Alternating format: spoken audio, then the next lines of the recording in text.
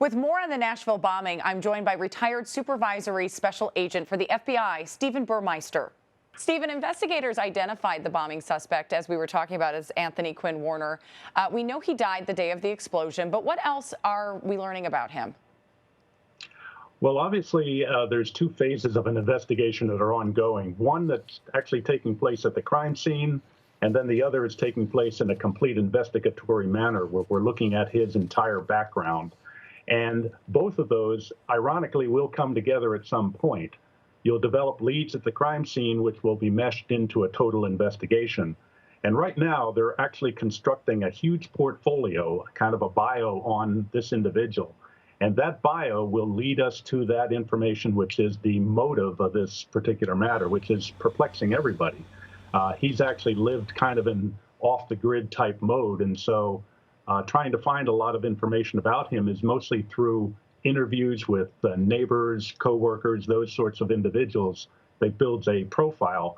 But the investigators will need to dig much deeper into his electronic history, his purchase history, friends, his entire family.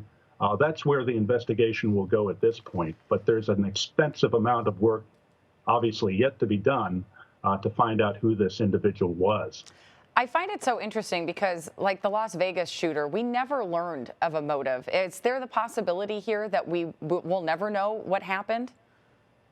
Although certainly, I'm not going to rule out there's never a possibility, but I think in this particular case, we have a lot of information which can lead, this is a behavioral scientist's dream world, to find out all of the nuances because he was so secretive about his life. There's a gap in which we don't know a lot of information. So that's where investigations will lead to certain pieces of data that will help construct who this individual was. Well, and we know that federal agents also searched Warner's home Saturday. They found a note that apparently led them to a witness. Do we know who this witness is, and could they potentially be a suspect? Well, anytime you have lead information, that will help the investigation completely. We look at it as forensic intelligence, so it's a huge network of information. There's tons of leads that will go out as far as all the people that this individual would have interacted with over the course of time.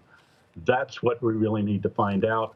If he had an online presence, which appears much of his social media wasn't really there, but digging into the computer aspect, even going back to the potential, if it is true, having an explosives license. How did he get this? What was the basis for this? And anytime that you look at an individual, you look at motive, opportunity, and means. And in this particular case, we're focusing on the means. And did he have the means to put something like this together?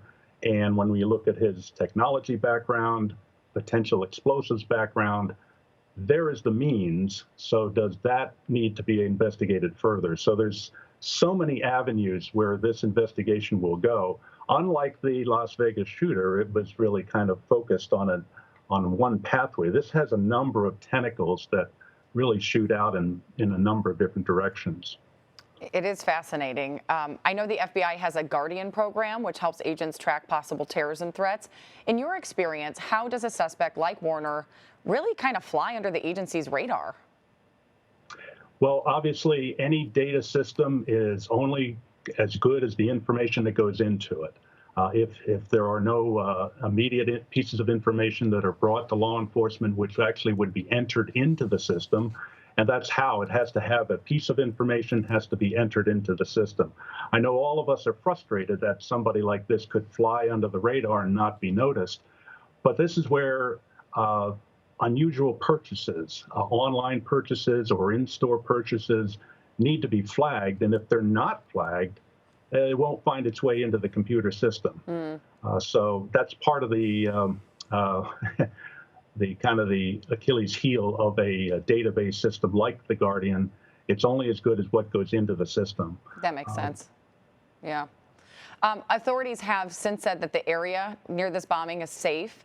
However, a person driving a white truck playing similar music that Anthony Warner was playing has recently been detained in Tennessee. I think a lot of people were surprised by this. Does the FBI worry of potential copycats at this point?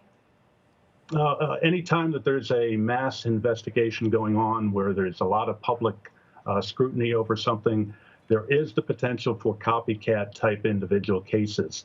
And obviously, every single case has to be looked at seriously. You don't know whether a copycat is legit or a hoax type situation, but any type of copycat is always looking for publicity. And you're going to find that in cases where there is a lot of high intense profile monitoring of a particular matter.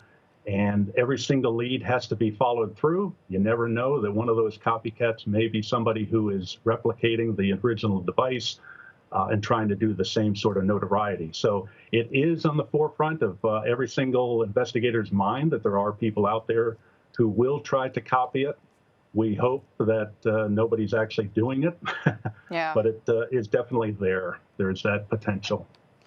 Really great information. Stephen Burmeister, thank you so much for being with us. We appreciate it. Thank you.